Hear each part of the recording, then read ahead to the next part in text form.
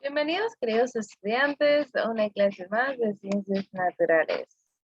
En esta ocasión tenemos la oportunidad de compartir el tema El método científico, dirigido para séptimo grado, por su persona, profesora practicante Fernanda Lisset Meléndez, alumna de la Universidad Pedagógica Nacional Francisco Morazán, del área de Ciencias Naturales.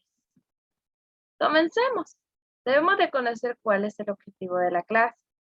Describe el conocimiento científico y sus diferentes métodos mediante una presentación.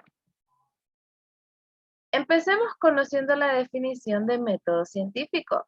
El método científico es el conjunto de pasos ordenados que se emplean para adquirir nuevos conocimientos, para poder ser calificados como científicos. Debe de basarse en el empirismo, en la medición y además debe de estar sujeto a la razón.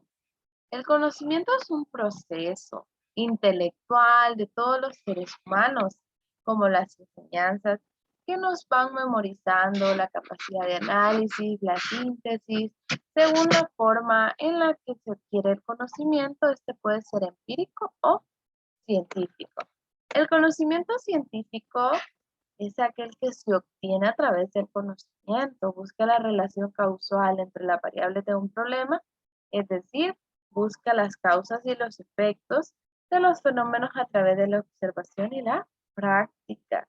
Mientras que el conocimiento empírico se adquiere a través de la observación y de la práctica, como las enseñanzas que nos van dejando nuestros familiares de generación en generación. Un claro ejemplo podemos decir las tradiciones, cómo hacemos un determinado platillo, cómo celebramos un cumpleaños. Eso es lo que vamos aprendiendo a través de nuestra familia o la sociedad en la que nos dirigimos. Mientras que el método eh, científico es más exacto. Se basa en problemas, en comprobaciones, en hechos. El conocimiento científico tiene una naturaleza, la cual se mide con diferentes características, como ser el objetivo por el cual sus afirmaciones se derivan de la observación. Puede tener observación directa o indirecta que vamos a ir conociendo durante las clases. La historia del método científico arranca en la prehistoria. El hombre primitivo, un ser curioso por naturaleza, descubrió a través del método el ensayo y el error qué alimentos se podían comer, cuándo y cómo seleccionarlos. A través del ensayo y error, es decir, que en muchas ocasiones podía salir bien o no. Entonces, ya a raíz de todas estas experiencias, los seres humanos fuimos adquiriendo conocimiento. ¿Qué tipo de frutas podemos consumir? ¿En qué temporada se da determinado tipo de fruta? ¿Qué necesita un árbol o un vegetal para crecer en determinados tipos de suelo? Todo eso se fue conociendo en mientras ensayos al inicio. El método científico tiene un conjunto de pasos. Cada paso nos ayudará a nosotros a conocer e identificar la pregunta problema y lo que vamos a estudiar. Cada paso es muy importante y estos pasos están basados en el método científico, que es un procedimiento lógico, ordenado y sistemático que permite a los investigadores generar nueva información. Está formado por los siguientes pasos. Vamos a comenzar. Observamos el número 1, la observación. Observar es mucho más que mirar.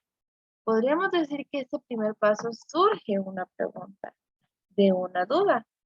En el video la pregunta es ¿por qué una planta crece más que la otra? Y para resolver la pregunta podemos usar un microscopio, lupa, telescopio, un mapa, según el momento, la situación para analizar los hechos y recoger datos. Por ejemplo, observamos las diferentes plantas. Vemos que son semillas de una misma planta sembradas en diferentes tiempos, por así decirlo. Entonces podemos hacernos una pregunta. ¿Por qué crecen unas más que otras?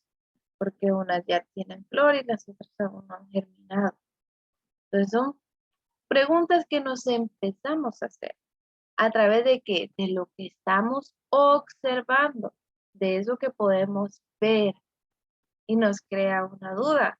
Consiste también en percibir las características de los fenómenos, utilizando cualquiera de nuestros sentidos. Por ejemplo, porque una flor huele o tiene el aroma que tiene, la fragancia que emite. Estamos utilizando un sentido más que la vista, que es nuestro olfato. O porque podemos escuchar más alto ciertos animales y otros que casi no se escuchan. Y así sucesivamente. El siguiente paso es el planteamiento del problema. Tras la observación, toca recabar datos, obtener información para plantear una pregunta clara y concisa. Por ejemplo, ¿por qué las plantas, las semillas crecen en diferentes tiempos o tienen diferentes ritmos de crecimiento?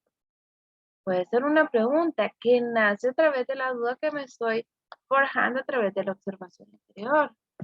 En este paso consiste en planear una explicación temporal observada al plantear el problema como una pregunta o hipótesis. Representa una posible respuesta a esta pregunta.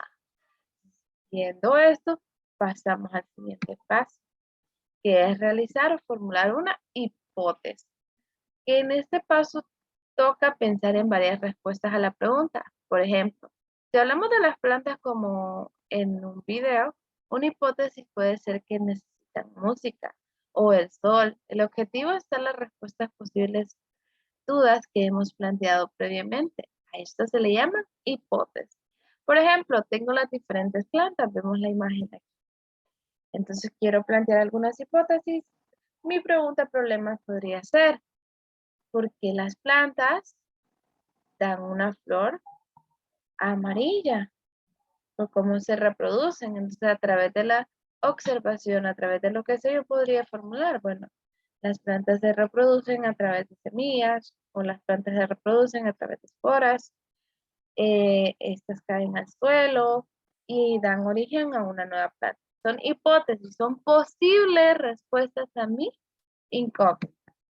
Continuemos con la experimentación. Ahora el objetivo es confirmar o rechazar las hipótesis.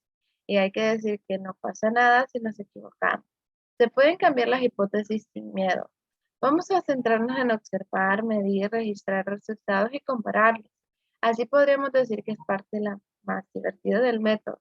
Y sobre todo que hay que tener paciencia. En el video, por ejemplo, se podría haber cambiado la hipótesis y exponer la planta al sol menos tiempo. Recordemos que seguimos con nuestras plantitas porque tienen diferentes ritmos de crecimiento.